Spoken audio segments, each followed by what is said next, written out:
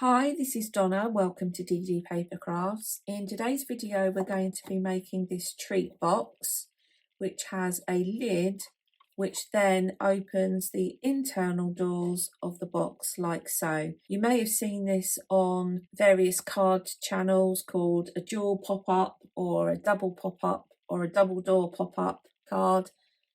And I thought, let's see whether we can use that mechanism and make it the lid of a treat box. You can resize any of the elements, and once you see how the mechanism works, you can add the mechanism to whichever size box you so choose. So you don't need to be limited by the sizes that I'm going to give you. So without further ado, let's get started. The first thing we're going to do is make the box element, and what I would say is you really need to consider the cardstock you're going to use for this project, in particular for the mechanisms, because we're going to have cardstock over cardstock over cardstock. So you might want to use a lighter weight cardstock. This is around a 200, I think, or make your lid and your base elements from one cardstock and maybe your mechanisms from a lighter weight. We'll start with a piece which is 7 inches by 7 inches, and this is going to give us our 4-inch square box. On all 4 sides, score at 1/2 inch and 1.5 inches. I'll give you the measurements for the additional pieces whilst we've got the scoreboard out. For the lid, you'll need a piece which is 4 inches, so the width of the box, and I've cut mine to 5 1/8. And all this does is, if I show you on the box that I've made, it just gives you this tiny lip here to help you lift the lid up. So if you don't want that and you want your lid sitting flush, your piece will be 5 inches wide. Mine is 5 1/8.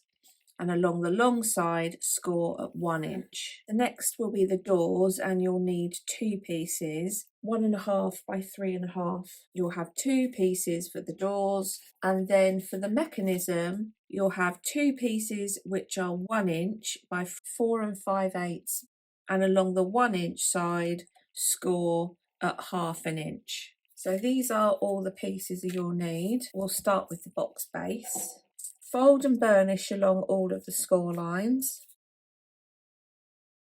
Take your scissors. I'm going to start by cutting along the first vertical to the second horizontal. Rotate and remove that section. Move along to the next score line and cut up to the second horizontal, and remove the section below the score line. So that's our piece. I'm going to take a slight wedge from this corner tab, and I'm going to repeat that process on all 4 corners. So I'll move along to the right hand side,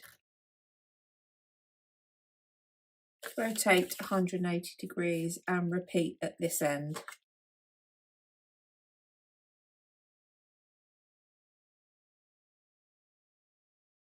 So we can now put our piece into shape. So we'll add glue onto the corner tabs and pull that corner around underneath the side. A nice neat right angle, and we'll follow that process on all 4 corners. So this will be our tray. I'm going to fold down all of the ledges around the outside and stick down the top 2, leaving the side straight. Just make sure that the ledges are going to sit within each other. You don't want any overhang, but the top ones at the top, I'm going to leave them square, and the ones at the bottom I want to shape, and this is optional. You could just stick those straight down and have square edges. So I'm going to push it down, and then where the corners intersect here, just mark with a pencil,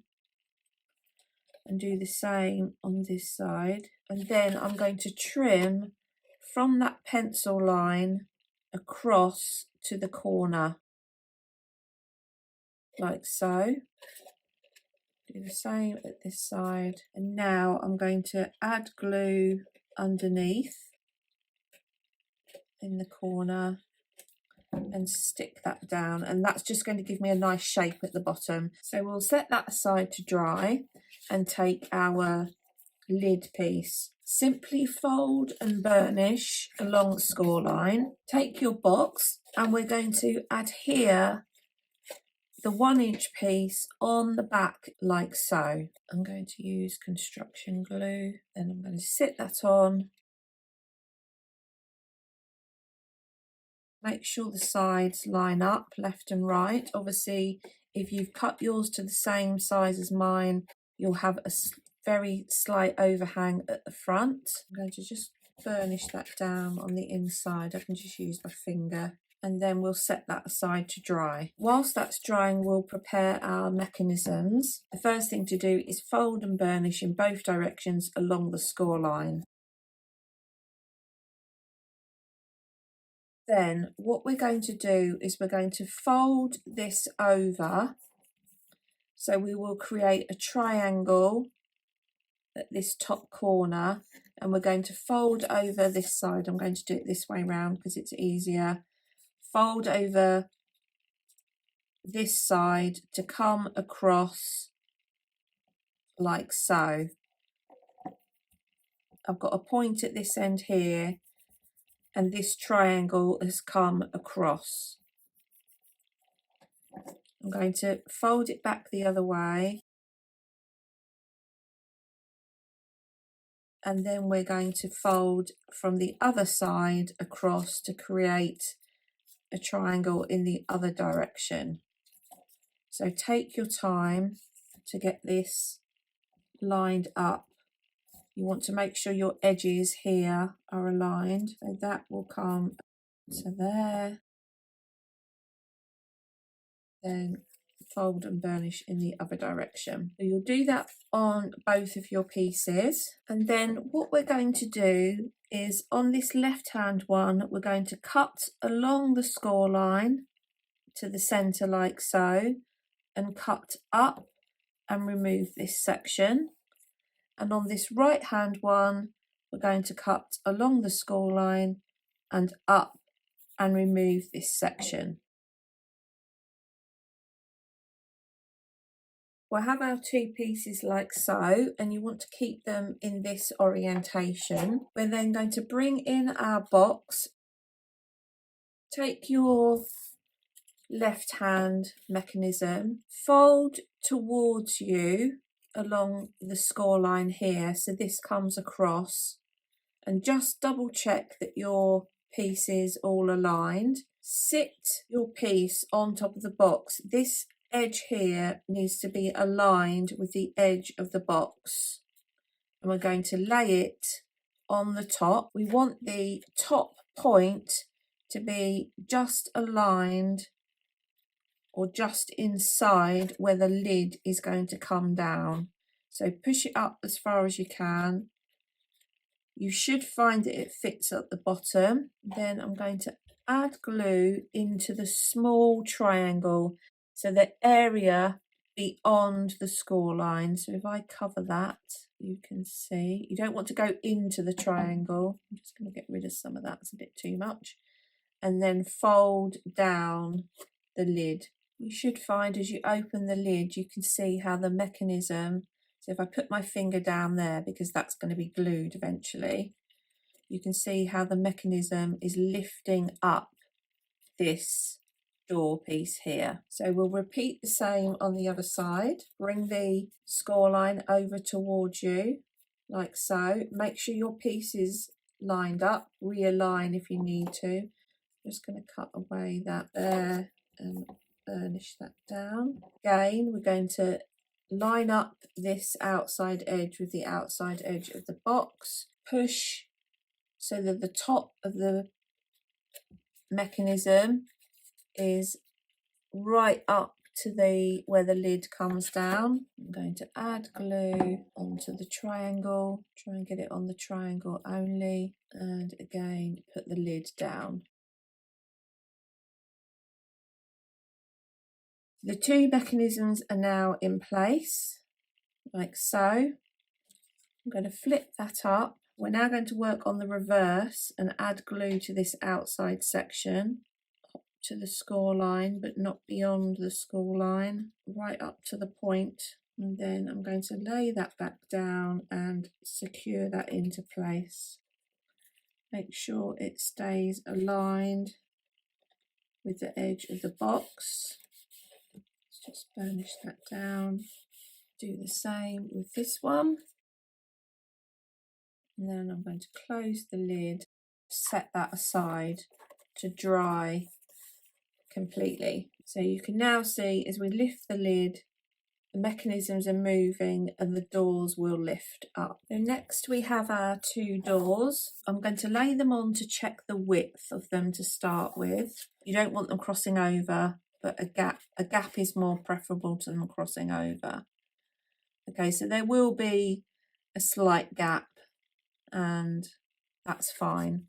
So we're going to stick these into place, and you want to adhere them so that the top edge is sitting just under this score line here so that it doesn't interfere with the mechanism. So that will sit in there like so. So I'll add glue to just below the point of that triangle, not over the score line. And now I'm going to sit this in place just above the central score line. Make sure it's not interfering with the mechanism, which it's not. So that's how that sits on there. So that one's stuck in place. So let's just double check. Okay, and now we're going to take our second one.